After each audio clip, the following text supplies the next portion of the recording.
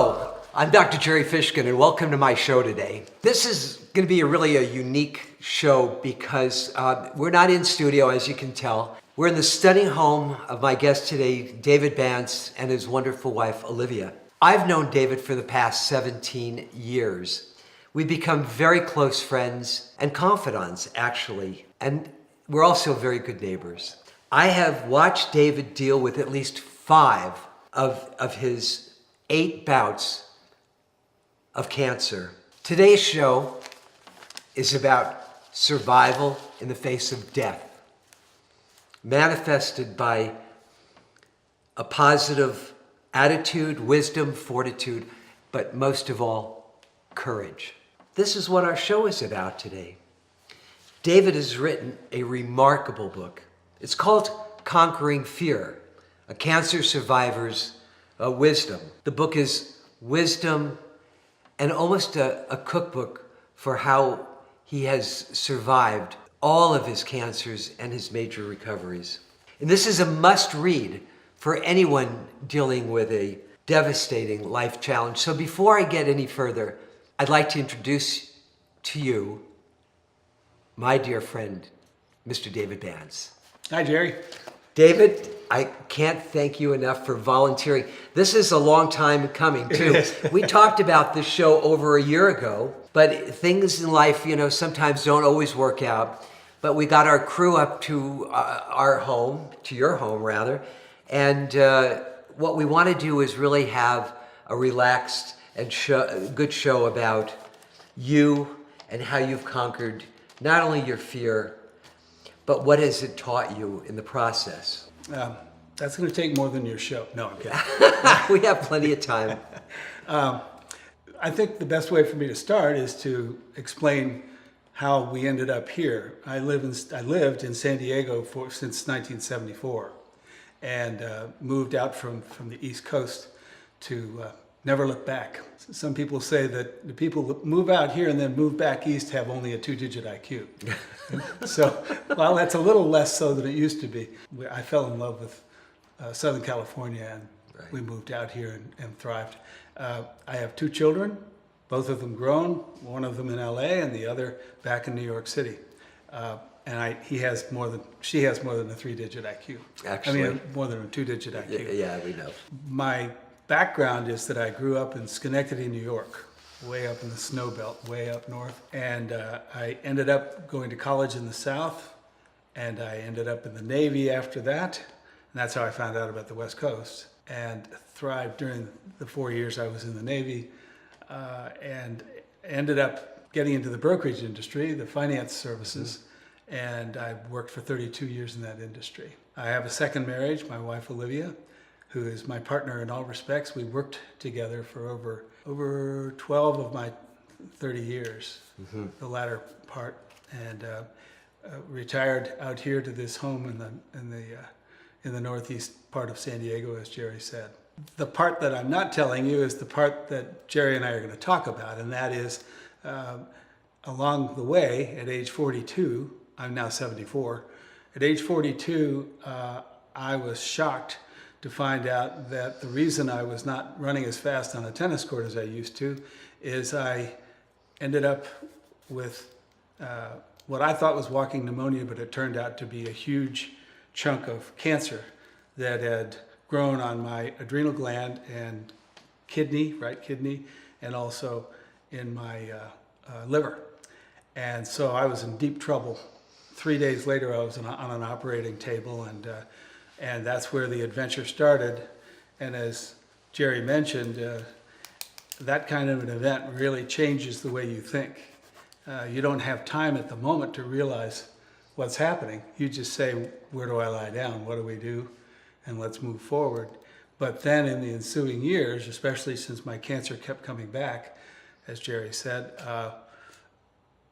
the only thing worse than hearing you have cancer the first time is that you have cancer coming back.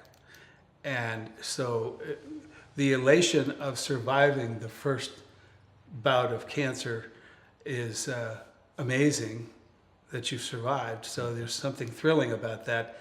But the second time around, when you're told it's back, and with the same kind of vengeance, that changes your approach, and you begin to analyze what you're doing and why you're doing it, and both mentally and also in terms of your relationship, everything else in your life kind of gets rebalanced. And that's why I ended up writing this book at age 70, early 70s, because people kept telling me when they'd hear about what I'd been through and some of the thoughts I had that I should write a book. So finally I took one of those friends seriously and sat down with a writer, and over about 3 years we ended up putting this book together. Let's talk a little bit about your history and your family. I know you come from upstate New York. I come from the lower part of New York, the city, and I moved out here when I was 12 and a half. But tell us about your family history, because I know you've told me about it over the years. It's in your book, but I want these people to know what it's like for you as you were alone in life, so early in your life as well. Well, in fact, that ties very closely together with how I faced down cancer time and again, and how those things interplayed. My parents were classic middle class. My father was an executive at the local YMCA in Schenectady. Right. My mother was a housewife and a good mom. And one of the few, they both had masters. They both went on and really used themselves pretty substantially compared to some couples at that day and age. So they had that kind of curiosity in life. But at any rate, unfortunately, my mother had cancer, uterine cancer, after my birth. And we weren't aware at all that this was happening until I was about age 7 or 8. And it had really taken hold. And she ended up dying at my age 11, her age 44. So that was an early death for her and a really tough time for a little kid. My brother was 7 years older than I. My sister's 13 years older than I. So I was obviously a version of a mistake. And happily so. We all had a very great life when the 5 of us were together. But I knew that she was going through some really tough times, though I didn't know what they were. And my father was working all day. So during that time, as she became more and more preoccupied and going down to New York City for cobalt treatments and so on, I began to be somewhat of a latchkey kid. And then when she died at my age 11, my father was still having to go to work to support us. And so I ended up coming home from school. If I didn't have a sport after school, I'd be home as early as 3:30, and I would inevitably get in trouble. What's that about idle hands, Jerry? That's it. And so the devil's workshop. Oh my gosh, I got into something. And there's a chapter in the book that has to do with when my father realized I was going off the deep end and decided to hire a cleaning lady, who really wasn't a cleaning lady. She really was to take care of me. But she cleaned the house to have an excuse to be in the house to try to control me. And she failed. I ended up firing her. You fired. Were you an angry kid? No, I wasn't an angry kid. I was just a really happy kid who had a challenge, and I was able to execute with a number of cherry bombs and things like that. Oh, boy. Cherry bombs in a fireplace that still has ashes in it in a very clean living room can have a really deleterious effect on the attitude of the cleaning lady. There's no doubt. And after about 3 of those circumstances, she finally left an angry note, and that was probably the biggest paycheck she got from my father when he got home and got the note. And I was in serious trouble. But he did learn that was not a good idea. He ended up getting married at my age 13, and that was a true turning point. That lady, my second mother, lived until she was 99, and she and I had a relationship that's hard to explain, although I try to do that in the book to give the reader context. Sure. So you all understand what changed, what was the agent of change in my response, because here I was in deep trouble with the first mom having done the best she could, and the handoff when my father remarried at my age 13. This lady had a real challenge, but she was a very talented person in terms of dealing with people, and she saw the interplay between my father and me, and she called me over, sat me down on the front step, and said, "David, I've got a favor I'd like to ask of you. Would you like to make these next few years the best years of your dad's life?" Well, she was partnering. She was using an absolutely marvelous way to, instead of lecturing me or saying you're making your father unhappy or any of that kind of stuff, she just said, brought me along. You know, Tai Chi in the book, I talk about the concept of using seeming weakness to be as strong as you could ever be. Right. She could use force, like when you are mad at somebody and you take a swing at them, you're using force. Right. And the other person blocks.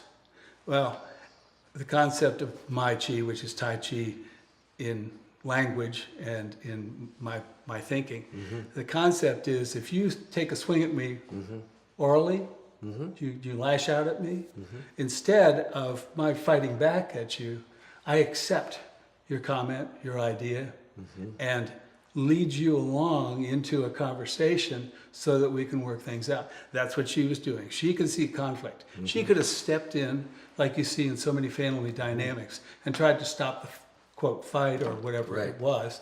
But instead, what she did was pull me aside, talked with me gently, encouraged me to deal directly with my father, not her, and for the good of my father, not dealing with her and me yet.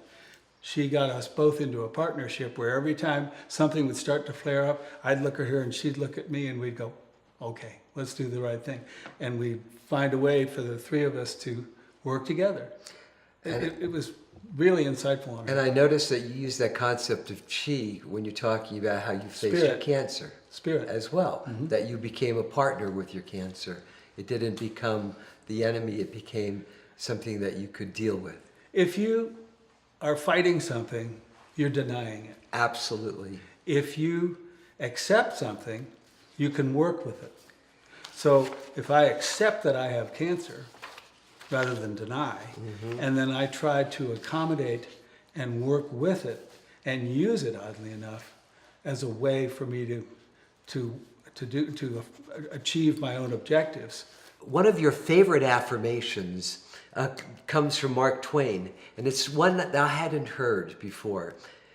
Do that thing that you fear the most, and the death of that fear is certain. I want you to tell our audience what you mean by that. Well, bring it down to a daily experience. If there's something that you're really afraid of, for instance, a phone call. If you're a person that makes a lot of phone calls and has to confront clients or has to make a sale, whatever it is, the reason you're making a call that's difficult, or it could be your mother-in-law, whatever it might be that could upset you and upset the person on the other end. The thing that you need to do is not think about it till tomorrow and then put it off again and then put it off till Monday. The thing you need to do is, before you think it through any more than to put some ideas down on paper so you keep your point, pick up the phone and start talking. Just start talking. What's the worst thing? You can get upset with each other and you'll have to wait and call back in an hour or so. Most likely what you'll do is you'll confront the situation. You'll find out it's nowhere near as bad as you thought it was going to be. And a lot of times, we're on a hill here and we look out over people's homes and their trees. And we have a view of the mountains. And as people's trees grow over the years, I've been here 18 years, so our trees have doubled and tripled. So I had to make a call to a neighbor below me, and I was a little concerned that that neighbor was going to be upset with me when I asked if they would mind if I contributed some money for them for me to work with them to cut their trees in a way that I'd maintain my view. Couldn't have been nicer. And here, all that fear was in me. It was bundled up in me. So do that thing you fear the most, and the death of that fear is certain. That fear died in a moment, and in fact turned into joy for both of us because he was about to have his trees trimmed anyway. So it worked out that I ended up paying for his trees. Perfect. Yeah. Well, I want you to tell us a little bit about your father and Okay. your relationship with your dad. Okay. And his passing as well. My dad, he was somewhat of an authoritarian, and he was a very gentle person, but he also was the typical father of the 1940s and 50s. So he was somewhat authoritarian in the way he managed his life. I learned a lot of wonderful things from him, but I also learned a lot of things that I didn't want to do later on. So we had a typical push-pull. And he had already raised my brother 7 years before me, so he had some tricks up his sleeve. Worked pretty well.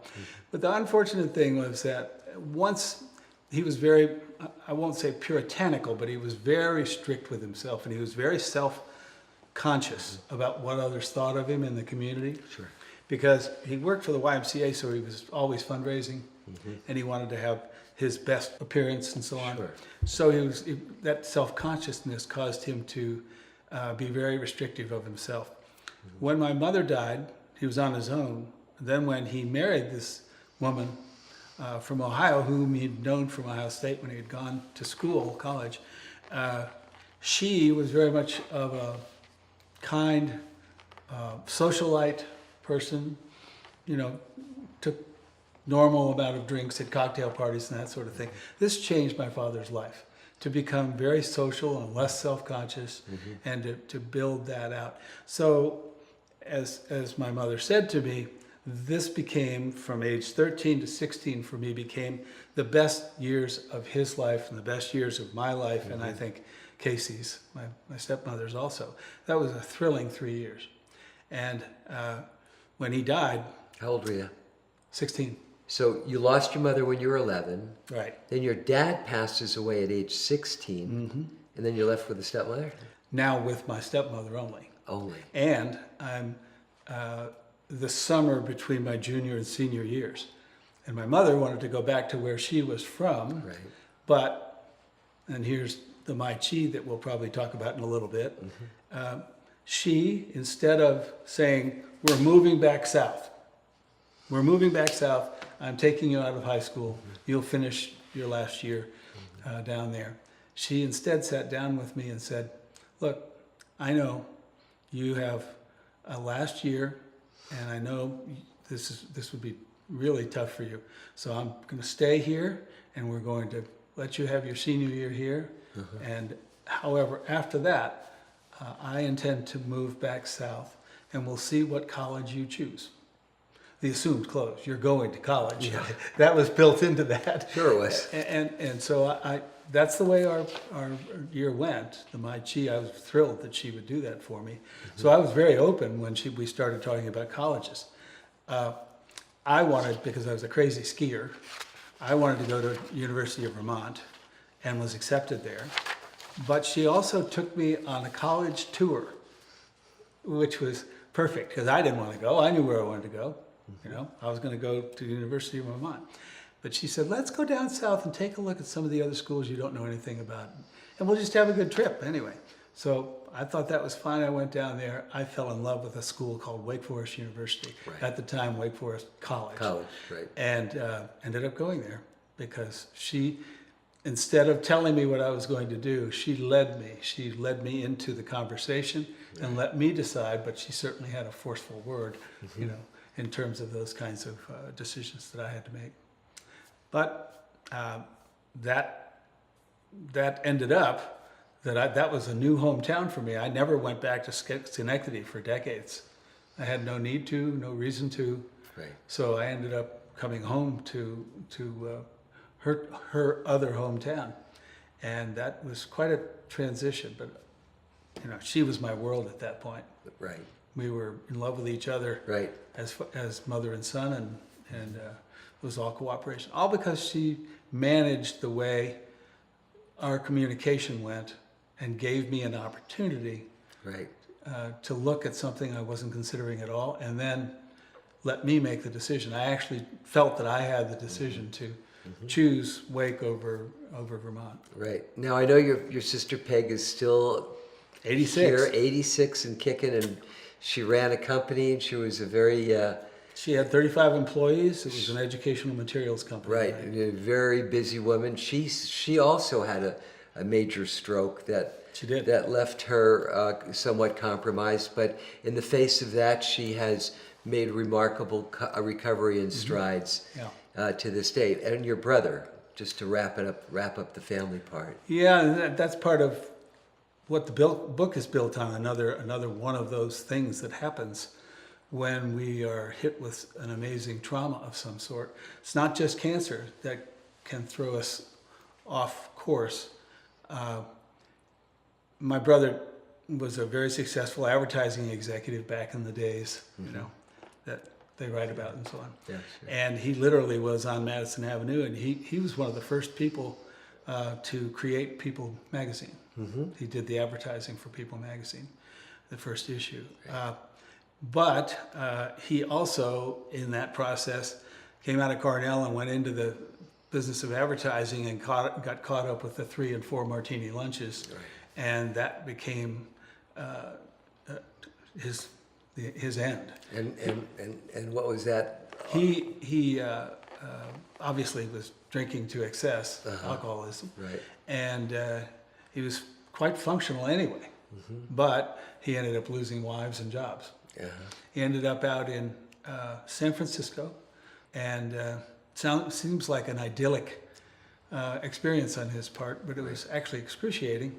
And you know, when you go through something like that, he was exhausted one day after a bender of some number of days and nights, and fell down the rock steps of the front of his house and was dead in 3 days from a major Brain trauma. injury. Yeah. And how old was he? He was 53, I think. Yeah. So it was right after I contracted cancer. And The first time. Yeah, the first time when I was 42. And so, you know, my sister and I were there making the decision to pull at the advice of the doctors, to pull the plug on my brother. It's an amazing thing to get hit with cancer and then all of a sudden lose your brother as well. So I had those 2 events with my parents. I had these 2 events pretty close together in time. But at some point I felt oddly prepared because of my losses and dealing with my losses with my parents. There's a saying, whatever is right. It comes from a poem called An Essay on Man that was written in 1734. And it works to this day because it's kind of like when our younger kids say, it's all good. It's all good. You know, no worries. We'll get through it. And that's really what this guy is saying in this very long poem. He's saying, whatever is right. It's meant to be, and just accept it, be patient. And when he says be patient, he means be patient your entire life. Your entire life. He's not talking about till the bus comes. And that's an amazing way to live. It's a very big change in your perspective of what you're trying to do with yourself. Right. You know, Dave, what do you mean when you say, so actually along with what you're saying now, what do you mean when you say look for the good in life? What does that mean for you? Because that goes along with that. It does. It does. Sometimes when you fall, you are face to face with your treasure. You're looking at it and you don't even know it. And so sometimes when something terrible happens, having patience with yourself, having patience with what's happening and those around you can allow you to find the good. Give yourself time to settle and figure out what you're doing and find the best of what you are now involved in. Dave, I am sure we have viewers that are going to watch this show forever because we're universal. We go everywhere. And there will be people that are facing a particular struggle or a life challenge. So what would you say to them about look for the good in life? Well, you say look, take every minute and every day and have gratitude. Is that part of what this means? Sure is. Because a I big think the part of term it. gratitude is. Well, it's is a very really hard to important find thing. gratitude when you've lost your father. It's very hard to find gratitude when you've lost your parents. I remember when my parents died, they died 10 weeks apart, and that was really tough. Yeah. I was really angry at God for a long time. I think that that is a huge step forward for anyone who can find at the worst time in their lives Right. the ability to be grateful for what they still have. Right. I studied under Viktor Frankl, who wrote the book On Man's Search for Meaning. Viktor Frankl said that without meaning and purpose, this whole experience in life becomes empty and lost. And I really think that that's a big part of we have to find meaning and purpose every day, in spite of, whatever that struggle was that we're dealing with. One of the things I came to realize in the processes of having cancer come back, losing parents, losing a brother, was that when it may seem we don't have a choice, we actually do. We actually do have a choice. Yeah, and I think even Nietzsche said it's the choice of how we confront the situation, right? Yes. And how we handle it, and what we allow or don't allow it to do to us. An event occurs, Yes. a response Yeah. is given by you or Right. whoever we're talking Right. about, and that ends up with an outcome. Yeah. Look around you. Everyone you see shares a deep and terrible secret that no one ever talks about. It is, in fact, one of the best kept secrets of all time, as universal and natural as the air we breathe, and just as pervasive. No one is immune to it. Look inside yourself. We listen to it instinctively, hold it closely, impetuously, and follow it without question every moment of our lives. The secret is our inner voice. The self-talk, the primal and silent internal communication that form alongside our psyche, feeding us constant messages that control our behavior. We hear it, but we can never see or feel or detect it in any other way. If you'd like to learn more about the relationship of early life abuse, trauma, neglect, violence, and its relationship to addiction, please pick up a copy of my new book, The Science of Shame and Its Treatment, available at the bookstore or online. Thank you very much.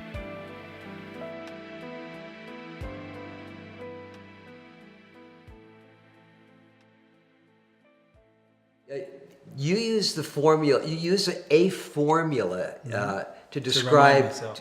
to improve outcomes of negative experiences in our lives. E plus R equals O, and we're going to show that on the screen. Okay, good. My guys will have that up there. What does it mean? What does that mean specifically?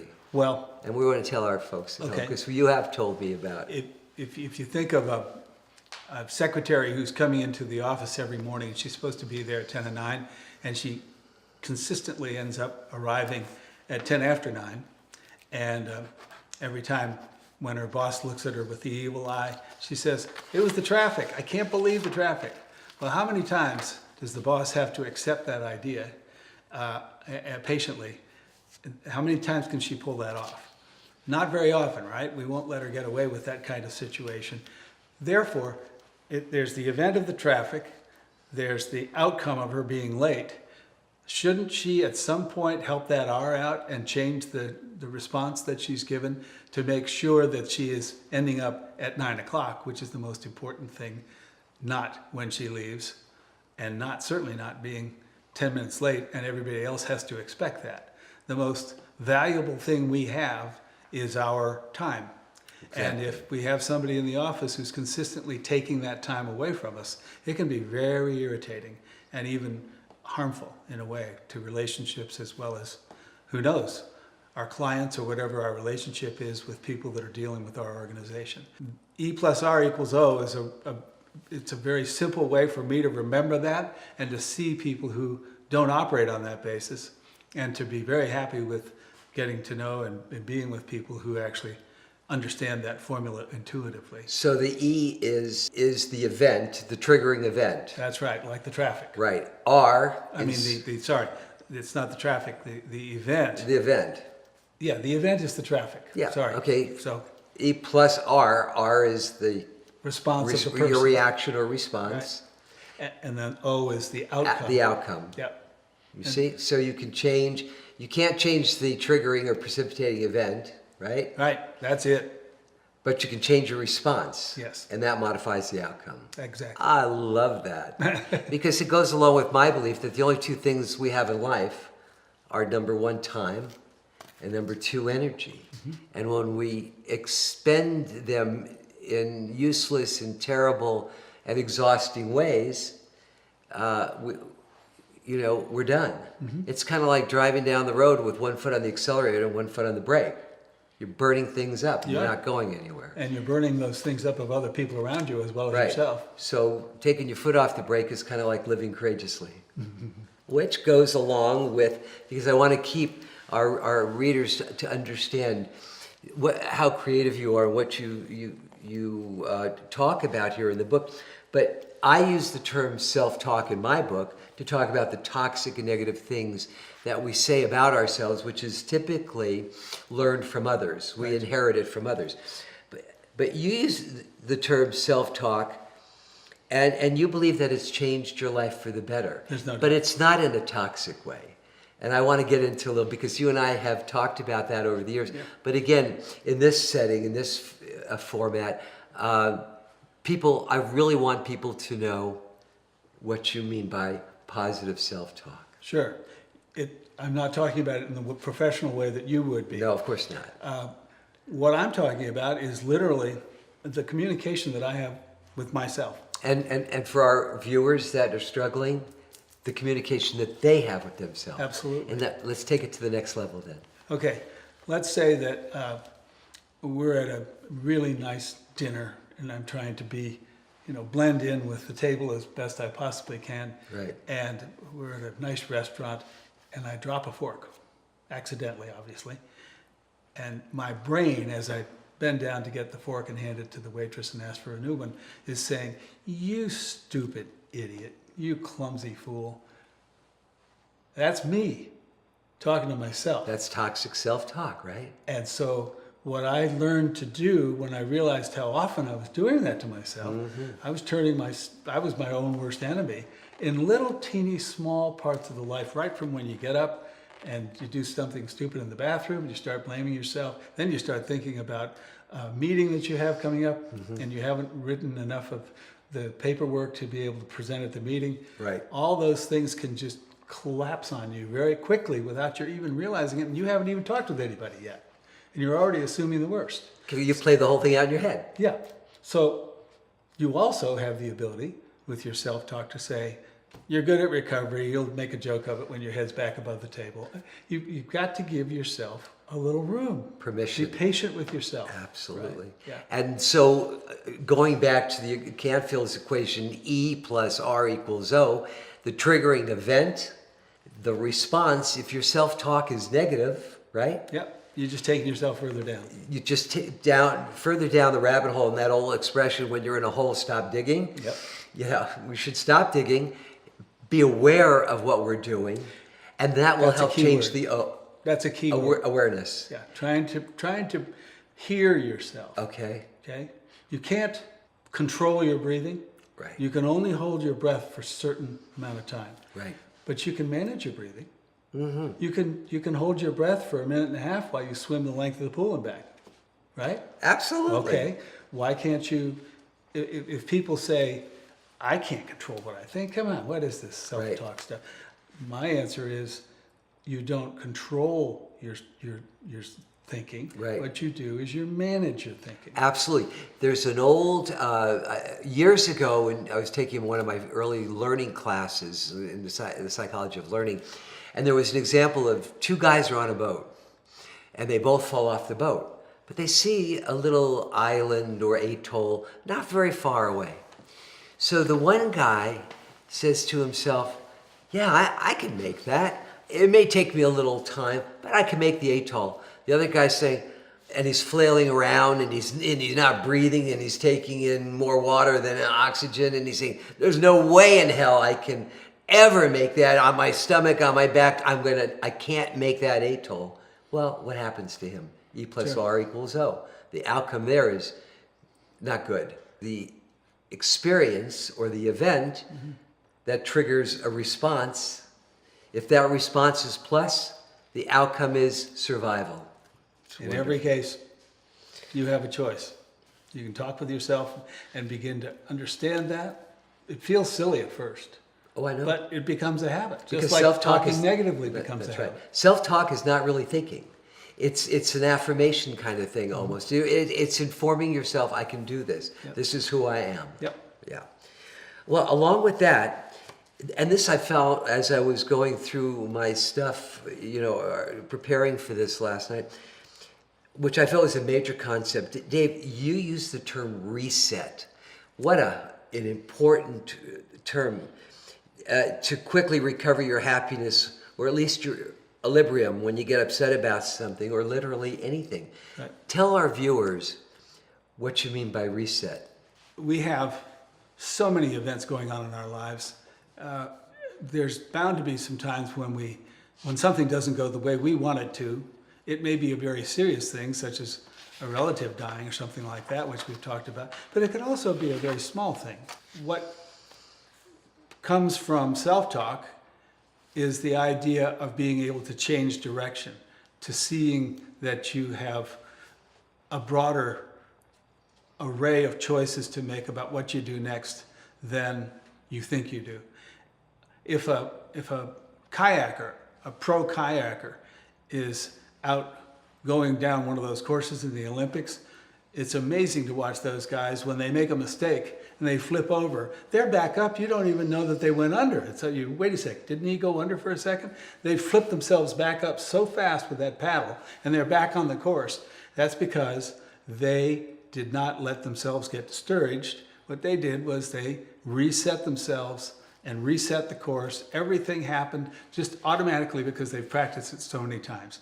We have that opportunity in our lives. We can figure out a way when we're doing our self-talk to have something go wrong and immediately flip our mental paddle and get ourselves back up and in line and performing the way we wanted to in the first place. That's the concept. None of this is very difficult. So it's just that we don't do it. Right, we don't do it, we take things for granted because we don't have faith in the outcome. Mm-hmm. We don't have faith in the fact that we can be successful by changing and tweaking certain things. As I was reading in your book last night, you were talking to Olivia in the book and with another bout of cancer, and this whole thing about reset is, oh darn, it's back again. And you and Olivia decided how you're going to look at it, right? And not be defeated by it. It gives you the opportunity, the concept of a reset is it gives you the opportunity to start over again. To not let the event that puts you off course Define you. Yeah, exactly. Yeah, not let it define you, No. or define the time and energy that you will spend dealing with the toxicity versus getting the treatment and doing the proactive things that you need. Yeah. You're Wow. avoiding self-defeating. It doesn't get better than that. And along with that, because I want to get the linearity of your concepts here, what do you mean when you say, quote, look for the good in life? Because it goes right along with what we're talking about here. Yeah. Not taking that negative approach, not letting the negativity and things that physically may be out of your range of convenience to control. Look for the good in life. That goes back to that whatever is right. If you, patience throughout your life, not patience waiting for the bus, Right. but patience that's almost inconceivable for most of us in this high-tech world that we're in now. Right. We have to be able to be patient through a longer period of time than we're used to. Very few people play checkers now. I know. Very few people. Think of the number of people you know in your experience and how many of them play chess or checkers or some strategic game as a part of the things that they do with themselves. Yeah, I know. My wife and I doesn't play cards at night, and we're like kids. We just have so much fun. But that causes you to think not just the next step. That causes you to think 1, 2, 3 moves ahead. Absolutely. And what that is, that's an amazing impact when you do that. That's what the author is asking us to do. He's saying, I don't want you to have just a patience for the next half hour, the next hour, the next day. You should have patience with your entire life, because it's going to unfold in front of you. And there's so many things you have no idea what they're going to be. Right. As you said, this is not a defining moment. It may seem like a defining moment, but we don't know what our future holds. No, we don't, and sometimes we barely know what our present holds Whatever for us because is, we're too busy right. being distracted by so many things, cell phones, whatever it is that distracts us, you know? Yeah, if you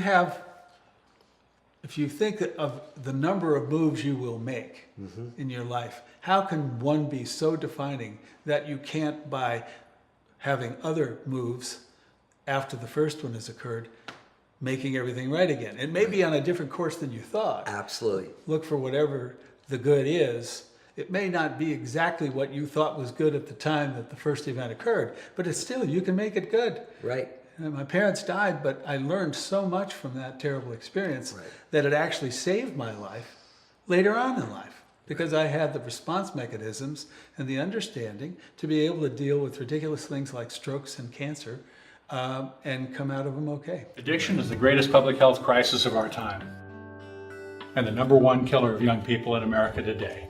At Beginnings Treatment Centers, we offer safe, modern, effective treatment for substance abuse and addiction.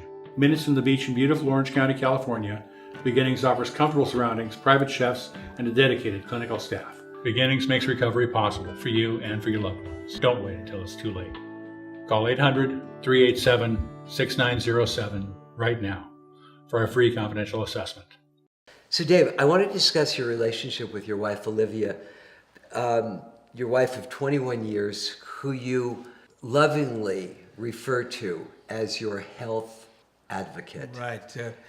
Tell us what you mean by health advocate, and how has she helped you reset your emotional balance and your equilibrium? Well, that term actually came in terms of Olivia and me when UCSD had their cancer care magazine with the Moores Cancer Center, and Olivia and I were in one of the issues a few years ago, and they, at the end of the article, they talked about her and her participation in my experience, and they referred to her as my fierce advocate. And so we've always had a little joke about that. But the facts are that she has been a partner in this process. One of my chapters is about partners, and it's amazing. We worked in our financial services industry as partners, and that carried right on over to the challenges we met consistently with these health issues. Dave, when someone has a really bad diagnosis, and you've had 8 of them, and I'm certain that there's a deep sense of isolation and loneliness when that happens, how has Olivia been there for you to help bridge that void, that, if you will, and help you along the road of recovery each time? And what effect has it had on her? Because a lot of folks out there who may not have a caregiver with them, and what does it mean? Well, Because that's the importance here. What does it mean? And how important is it to have a health advocate on your side? In deciding to write the book, one of the key things was that people did ask Olivia how she was managing through this process. And they saw us closer friends, as you and Kathy saw us in the way that we were maneuvering. And I actually asked Olivia to write a chapter. So she's an entire chapter in the book about her experiences and how she experienced, just as much as the cancer patient does sometimes, the person who is the partner in the process, the caregiver, can be as lonely as can be. And actually, I use the analogy of one person driving the car, the other person the passenger. Right. Guess who's the passenger? You. The caregiver. No, the caregiver, because I'm the guy with the cancer. I know how I feel. I know I'm going to do okay. I can, babble with the doctor and things like that.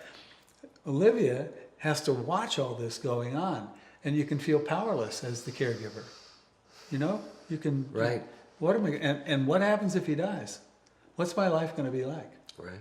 Who's, you know, So what's more important than the importance of now? well, yeah. The fact is that the caregiver aspect is so powerful. It can bring you a lot closer if you're a couple. But also the ability of the caregiver to understand how to maneuver through the incredibly confusing medical community. Right. Whether it's dealing with doctors, or it's dealing with forms, or it's dealing with trying to get from one hospital to the other because the other hospital has better treatment for your kind of cancer. Olivia used her position with me in such a powerful way because she allowed me to be the patient and to have the emotions and not deal with a lot of the paperwork and the frustration of managing a connection with the medical community. She handled all of that. That's wonderful. Not everybody can do that. And by giving me the window to simply experience my problems and challenges and turn them into a positive result over time, she gave me a huge privilege to not have to deal with that part of the medical experience. So it's best not to go through a challenging, life-affirming or life-changing situation alone. It's always good to have somebody on your team. Partners. Yeah. On your team to be with you. Okay, Dave, we've covered so much. Before we get to the book, as I said, we want to talk about the book last because I really wanted my audience, my viewers to really get to know you. Okay, thank you. Is there something you want to say before we get to the book? And we're going to kind of focus our time and energy on that. But do you have a last thing to say about what we're talking about now? One major piece that would benefit our viewers today that are struggling with a life-affirming situation or issue or challenge. I actually wrote it down just so that I wouldn't get it wrong. Well, then don't get it wrong. Go ahead. This is your spotlight. Live your life with a commitment and a vitality, whether you have a long life or cancer prevails.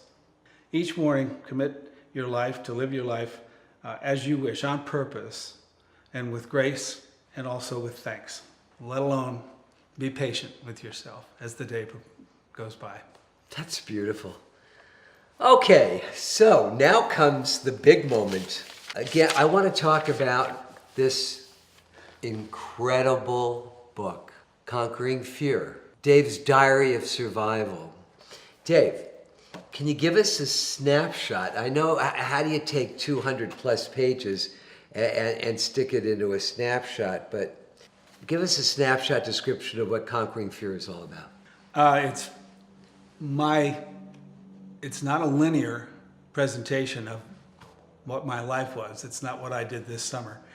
Basically what it's doing is picking out certain things that I learned along the way and building those together so that through about 20 chapters or whatever it is, you'll be able to have a toolkit, in effect, for ways that you can improve each moment of your life and build that into a process that you can use over and over again, using self-talk and using the whole concept of living with a commitment. Living free. Living free is a way to think of it. Yeah, there's this paradox in life. The more responsibility we take for ourselves, the more freedom we create.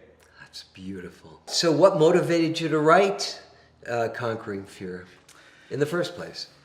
Well, as we've talked about it, I learned about concepts like self-talk and reset in your neck of the woods as I began to understand what I was doing for myself.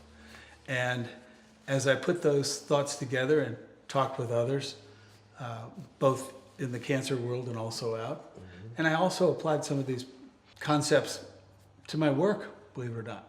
As I mentioned, Tai Chi is a way that I learned to communicate with clients. Right. The whole concept of of learning how to talk with people in a different way that doesn't involve confrontation, but still is moving toward concrete goals that you want to achieve by dealing with people or dealing with that person. Right. Those became invaluable to me to continue the conversation using my chi. Well, absolutely. So what will the reader come away with after reading your book, Conquering Fear? What do you think they're going to have? You said it's a toolkit. Inevitably, they're going to end up with more confidence. Right. They're going to have a reaction, like I said, adapt and accept. Because if you adapt to the consequences that have come upon you, or you come upon them, and you accept them and you work with them, you're already moving ahead rather than rejecting and saying, no, I can't believe this is happening to me. I'm not going to deal with it. Say you're a woman and you have touched yourself and found out that Right. you have a nodule. You can say, you know what, that's just, I'm not going to worry about that. I'll just go on with my day. Say that you find that you have a hole in your tooth. A cavity. A cavity, exactly. What can you do? Well, you have a choice. You can either say, that's a cavity, I better go see the dentist. Or you can say, oh my, that's going to be so painful. I'm not going to do that this week. I'll put it out in the calendar somewhere. Right. You're not dealing with it. No, In effect, you're denying it, and it's only going to get worse. that's right. Yeah. So we have to deal with it at the time. That's right. David, I have to tell you, this book and every piece of it is so inspiring. I can't say enough about this, and I have been thrilled to, not only know you as a close friend, but someone who I respect and have a lot of admiration and love for. Thank you. It's been a great friendship. We've both grown from knowing each other, but more importantly, what you have to give to the universe, and thank God for today, and for time in all eternity, people can listen to your story and know that there is hope after diagnosis, That's true. because we don't let the diagnosis terminate us. Gerry, just wait, say one more thing. Go ahead. We don't know how long we have to live. We assume that. You and I sit here, and we don't really sit there calculating. We're going to be around for 20 years, so we can do this, we can do that. Or we're going to be around for 2 days. We're going to be doing this or doing that. So the concept of 86,400 seconds are in a day. Right? All we can do is, we don't have to do something spectacular, but Right. do something with commitment and Right. do something that means something to you and others around you. Right. And that 86,400 seconds are going to be so powerful, even if you are not here tomorrow. Absolutely. And as most of my viewers and my readers know about me, it's not so much the time in life, but how you fill it up and how much meaning and purpose you have. Some people fritter their time away. They don't care about time. Time becomes irrelevant. Oh, I'm just killing time. Versus living each moment with valor, with gusto, with integrity, and with hope. I think those are really Sure. key factors in how we survive any life challenging situation. So, along with that, our guests all get one of our Good Fish production mugs. But in your case, I'm so pleased to give you and Olivia. Oh, we got So to. you, so now you each have a Good Fish production mug, We won't be fighting over it. and you will not be fighting over the mug. But more importantly, it has been an absolute pleasure having you on the show today. I love you. Thank I you. wish you Pleasure to so be here. much good life. Get a copy of this most incredible book. Where can they find it? Where can they buy it? Amazon, Lulu, that's who published it. Right. So Lulu Publishers. If you go into either of those sites and just put my name in, or you put the name of the book, you'll find direct access to be able to buy it. Amazon.com. That's the easy way. Yeah, Amazon.com. This book is a must read, period. I'm Dr. Gerry Fishkin, and I'm so glad you were able to tune into my show today. You can tell I'm loaded with emotion. It's been a profound show. I want you to be able to follow me on Facebook, Twitter. You can contact me at my website or contact me through my email at Dr. Gerry, that's Dr. Gerry with a G, Dr. Gerry at drgeraldfishkin.com. I'm Dr. Gerry Fishkin wishing you love, hope, and all my compassionate best. Thanks for joining me.